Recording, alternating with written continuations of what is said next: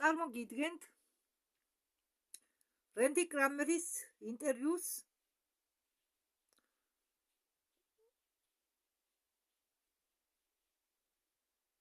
რენდი კრამერი არის პოლკოვნიკი, ამერიკის ჯარების პოლკოვნიკი. ეს ვიდეო ჩაწერილია 12 იანვარს 2025 წელს. ახლა მე გთავაზობთ მის ინტერვიუს უცხოპარენტელების შემოჭრასთან დაკავშირებით. თემა ამ ვიდეოს თემა, განსახილული თემა არის უცხოპარენტელების შემოჭრა. უпростоროდ მესიჯი უცხოპარენტელების შემოჭრაზე. რენდი კრამერი ამბობს, რომ ჯერ მოგესალმებათ და შემდეგ ამბობს, რომ ამაზე შეეცდება ილაპარაკოს, რაც შეიძლება ჩქარა და მოკლედ. თუ დაუბრუნდებით 2024 წლის დეკემბრის დასაწყისს ინგლისში მოხდა ინციდენტები სამხედრო ბაზებზე, სადაც ცნობილია, რომ ინახება ატომური იარაღი. რენდი კრამერი ასახელებს ბაზების დასახელებას, ჩამოთვალა უბრალოდ ბაზების დასახელება, ძახიან თული დასახელების ბაზებია, რადგან რა მნიშვნელობა აქვს, ეს მოხდა ინგლისის ბაზებზე და აი იქ რა მოხდა. რა მოხდა ცერუს შტაბ-ბინაში ლენგსში.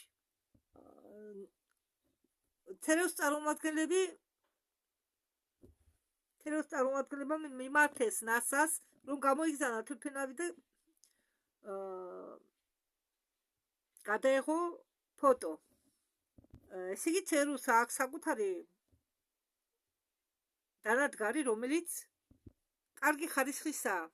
ეს თვითმფრინავი არის ერთ-ერთი უკეთესი, საუკეთესო თვითმფრინავი, რაც მათ გააჩნიათ დასაზვერად. ცერუს აქვს თანაგზავრები, მაგრამ ეტყობა მათ დაჭირდათ ნასას თვითმფრინავი სპეციალური დაზვერვისთვის, სადაც ვერვოთ რაღაც ჰქონდათ დასაზვერი და მათ გადაწყვიტეს ნასას თვითმფრინავი გამოეყენებინათ. ჩემი ეჭვებიდან გამომდინარე, მე ფიქრობ, რომ ამ თვითმფრინავში რაღაც დანადგარი აქვს დაყენებული ნასას, რომელსაც შეეძლო დაინახა ის, რასაც ვერ დაინახავდნენ ვერც თანამგზავრები და ვერც სადაზვერვო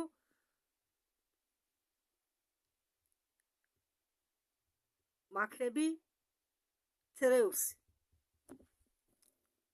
ეს რაღაც უცნაურად მომეჩვენა მე, მაგრამ მე არაფერი ვიცი, რადგან მე არანაირი ფაქტები არ გამაჩნია. თანამგზავრი ბლენკი ახლახან აფეთქდა ორბიტაზე. არავინ იცის ეს რატო მოხდა, ამ მოვლენას ვერავინ ვერ ხსნის, არავინ ამბობს იქ მოახვედრეს რამე თუ შემთხვევით აფეთქდა. 2 კვირის შემდეგ, იმ მოვლენის შემდეგ, ნიუ-ჯერსში დაიწყო აფეთქებები და ამ რამდენიმე 2-3 კვირის განმავლობაში მოხდა 300-მდე აფეთქება. შემდეგ ბოლო 10 დღის განმავლობაში ეს გავრცელდა პენსილვანიაზეც და აღმოსავლურ შტატში და ნიუ-იორკზეც. მერი და კონგრესმენები ნიუ-ჯერსში იყვნენ ძალიან აღელვებულები. პრესკონფერენციაზე ისინი ბრაზობდნენ და იქნევდნენ მუშტებს. გუბერნატორმაც არაფერი თქვა იმის გარდა, რომ მან რაღაც დაინახა. ნიუ-ჯერსის მოსახლეობა სულელი არ არის, რომ ცდილობენ მათ გაბრიყვებას. ისინი ხომ ხედავენ თუ რა ხდება ცაჩი. არავინ ცდილობს გაარკვიოს ნიუ-ჯერსის მოსახლეობა სინამდვილეში რა მოხდა. ამ ვიდეოს ჩაწერის მომენტისთვის არანაირი ოფიციალური ვერსია მაღლა მდგომი თანამდებობი პირებიდან ჩვენ არ გაგვიგონია. და ამერიკის დაცვის სამინისტრომ თქვა ძალიან ცოტა და ამ ცოტაში იგულისხმება ის, რომ იგენი უარყოფდნენ რამეს. ნიუ-იორკის მუნიციპალური აეროპორტი იძულებული გახდა დაეკიდა საჰაერო სივრცე. თვითმფრინავებს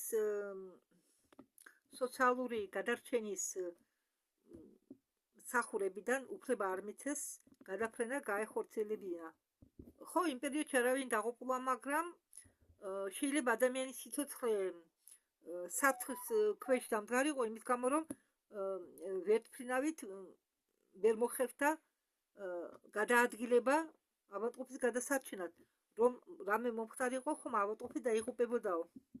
არ უნდა თქვა, რომ საფრთხე არავის ემუქრება, როდესაც ხედავ თუ ეს როგორ უშლის ხელს სამოქალაქო ავიაციის მოქმედებას.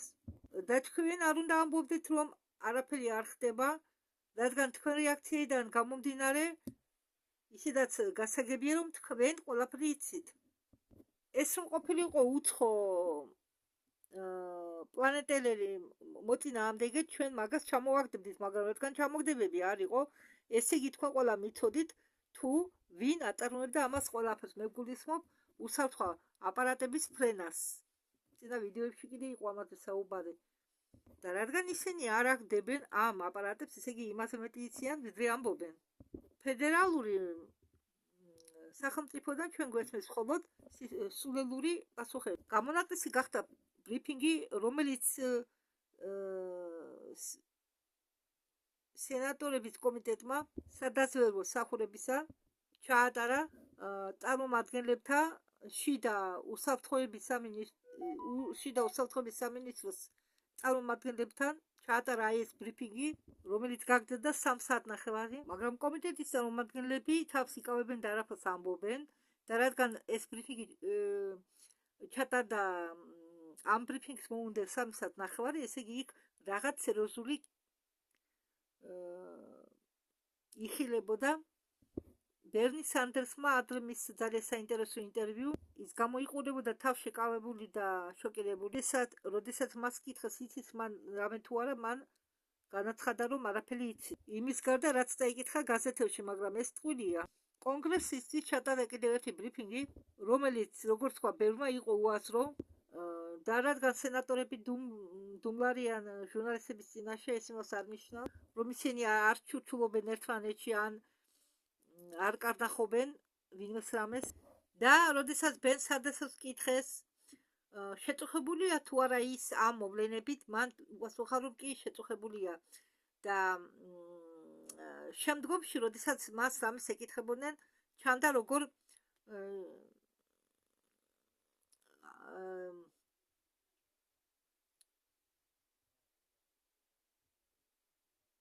ატრიალებდა ტუჩევს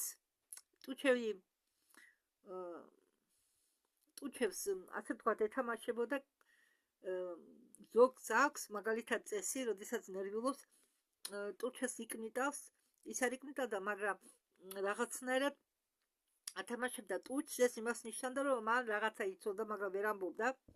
თქვენ შეგიძლიათ კრისტიან უელკერის ინტერვიუს მოусმინოთ და თვითონ ნახავთ ყველაფერს.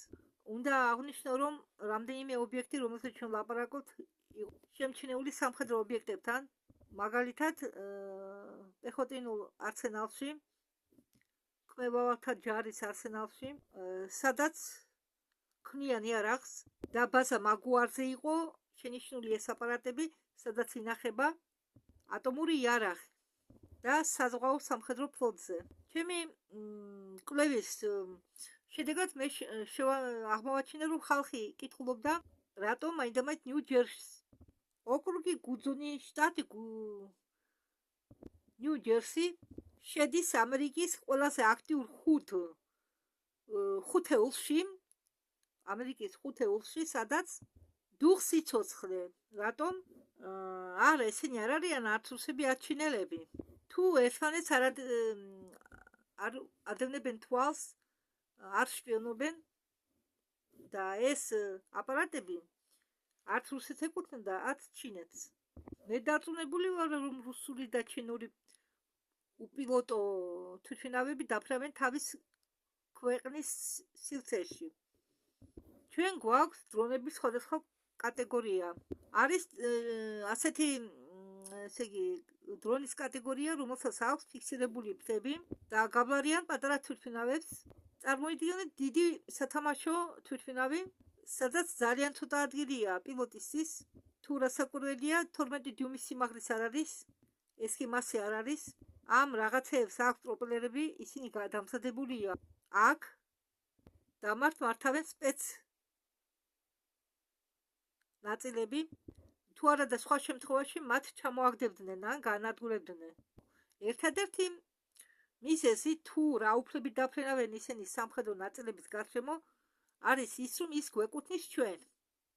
ისინი არ შეიძლება ეკუთვნოდნენ სხვა წარმომადგენლებს და აგრძელებდნენ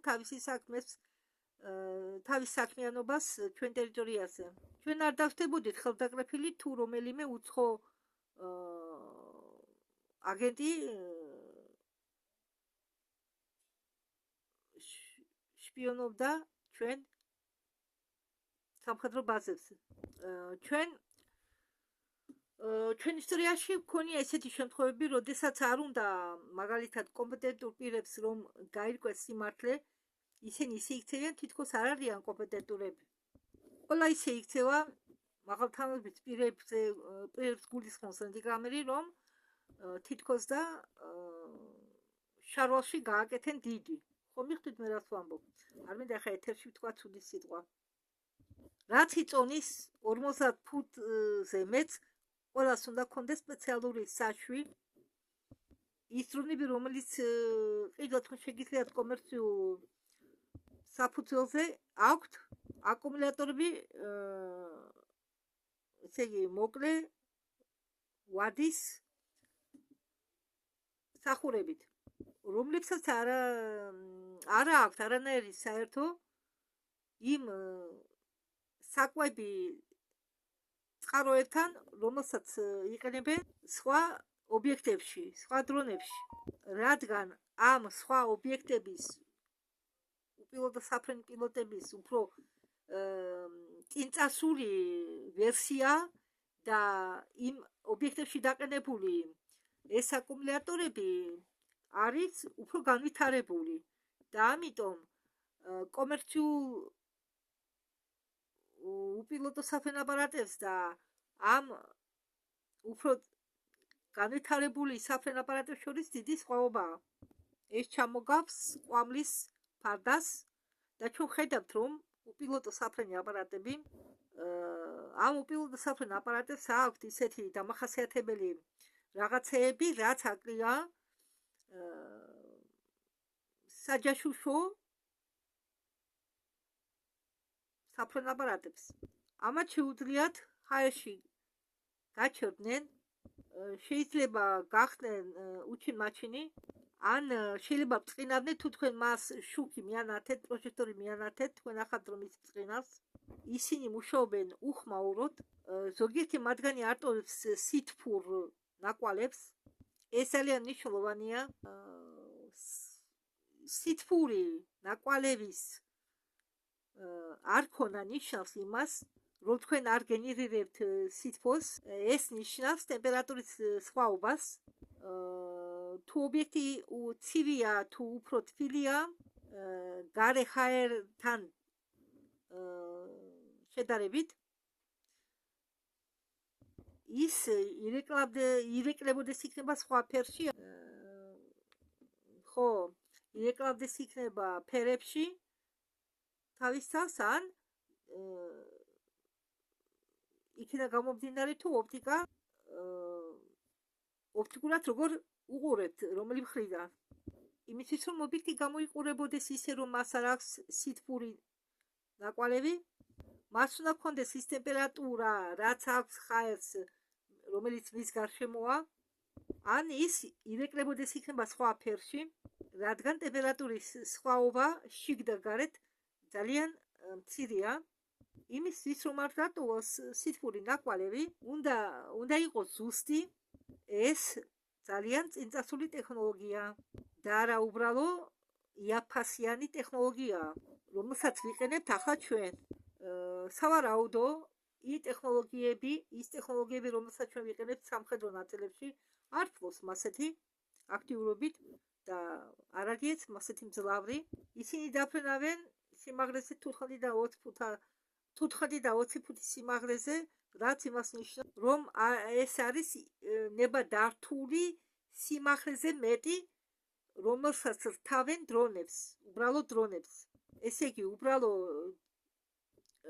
ეტყობა უბრალოდ დრონებს რთავენ იმ სიმაღლეზე აფრენას, რომელიც არ ახდენს 15 ფუტამდე, ხო?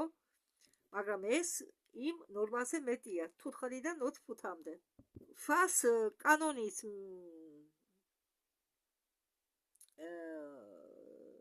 არის ასეთი ორგანიზაცია FA, რას ნიშნავს მე ჯერ არ ვიცი, მაგრამ მას დაშვებული აქვს 400-500 ფუტი, მეტი არა, რაც ამის ზევით დაფრენავს, ის არღვევს კანონს. და ეს ერთ-ერთი მიზეზია, რატომ ეს უბრალოდ დრონები არ გამოიყენება კომერციული მიზნებისთვის.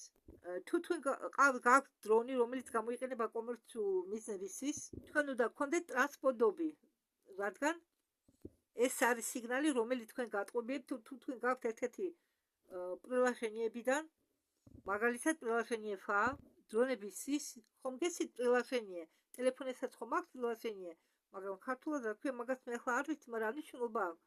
და ამ პრილაშენიების მიხედვით იგენი დედამიწიდან ცნობენ თუ რა ობიექტები იძლევა ამა თუ იმ სიგნალს და ხვდებიან თუ რისი წარმომადგენელია, რომელი კომპანიის წარმომადგენელი. მაგრამ ადამიანები, რომლებიც იყურებიან ამ პრილაშენიებში, აი რომ გასაგები იყოს, გეტყვით, ახლა როგორც მანქანებს ხო უყენებენ რაღაც ნავიგაციას, აი ეს კიდე პრილაშენია. ხო, ამდაგარ რაღაცები აყენია ამერიკულ დრონებზე და მაგრამ ხალხი ვერ ცნობს თუ ვის ეკუთვნის ეს თუ ვის სიგნალი, რადგან იტყუება ხოლმე ტექნიკა. Это гражданский дрон, потому что мое приложение говорит мне, что это не в моем приложении. Это не отображается. Это не так. Поэтому это не те объекты, которые одобрены ФА на данный момент. Это еще раз указывает на то, что они летают незаконно. И единственный способ, которым они могли бы летать незаконно и продолжать летать, это если бы их оператором был военный разведчик, работающий на войне. და რადგან ეს უფრო თანამედროვე დრონები დაფრენავენ უფრო მაღლა, სადაც არ არის დაშვებული დრონების ფრენა, ეს იმას ნიშნავს, რომ მათი ოპერატორები ეკუთვნიან სამხედრო მაღალთანადობის პირებს. სხვა შემთხვევაში მათ არ მისცემენ ნებას ყოფილიყვნენ საჰაერო სივრცეში. ზოგი ადამიანი ხედავს პლაზმის ცისფერ განათებას. ეს კი იმას ნიშნავს, რომ ჩვენ ვლაპარაკობთ NLO-ზე. ზოგი ხედავდა თუ ეს NLO, ეს ამოუცნობი აპარატები შედიოდნენ წყალში და გამოდიოდნენ ოკეანედან. ეხლა პოლიციელმა ნახა თუ 50 საფრენი აპარატი როგორ ამოფრინდა ოკეანედან ერთდროულად. ერთდროულად ამოფრინდა ეს 50 ობიექტი. ყველაფრიდან გამომდინარე, მე ჩემთვის ნათელია, რომ სამოქალაქო პირებისთვის რისკი ძალიან ნაკლებია.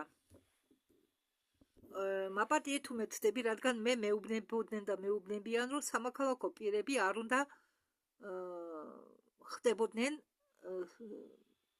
სტრესის ქვეშ დიდი ხნის განმავლობაში, დიდი ხნის მანძილზე. მე მეუბნებიან ამას. არა, მე არ ვამბობ იმას, რომ ადამიანებმა უნდა შეაგროვოთ, გააკეთოთ პროდუქტების მარაგი 1 თვე, 2 თვე, 3 თვე, არა. ან რომ მოქალაქე პირები უნდა შეიარაღდეს კვილებამდე. მე არ ვთვლი, რომ ამის გაკეთება აუცილებელია. უბრალოდ რაღაც პატარა მარაგის ქონა, ეს მაინც აუცილებელია იმის მიხედვით, თუ თქვენ როგორ რეგიონებში ცხოვრობთ. ყოველთვის სასარგებლოა იქონიოთ წყლის და საჭკვების მარაგი რამდენიმე დღის საყოფი. სანთელი, ასათი და ასე შემდეგ. თუ მე ვცდები მომიტევეთ, მაგრამ ეს ინფორმაცია, რომელიც მე მივიღე. მე ვამბობ, რომ სამოქალაქო პირები არ იმყოფებიან რისკის ქვეშ, მათ არ ემუქრებათ არაფერი, მაგრამ ეს იმას არნიშნავს, რომ სამოქალაქო პირებში არ შეიძლება მოხდეს სხვერპლი. რაც ეხება სამხედროელებს, ეს სხვა ამბავია, ეს უკვე ცალკე ისტორია. თუ თქვენ ხართ სამხედროელი, მე მინდა გაგაფრთხილოთ, რომ ყოველთვის უნდა იყოთ მზად საჩხუბრად. მე ვერ გეტყვით თუ ეს რა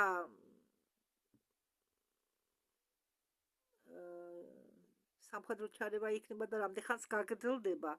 მე არაფრის ხარ არ შემიძლია, მაგრამ მე მესმის თუ რა იქნება შემდგომში. თუ დაიწყება კონფლიქტები, ეს იქნება დაკავშირებული სამხედრო რაზედკასთან, რომელიც არ იცავს მოლაპარაკებებს. მაშ ვინ არის მართალი? ვინ არის მწვანე? რა ხდება? მე გამოთქვით ჩემი აზრი იმ ინფორმაციასთან დაკავშირებით, რომელიც მე გამაჩნია.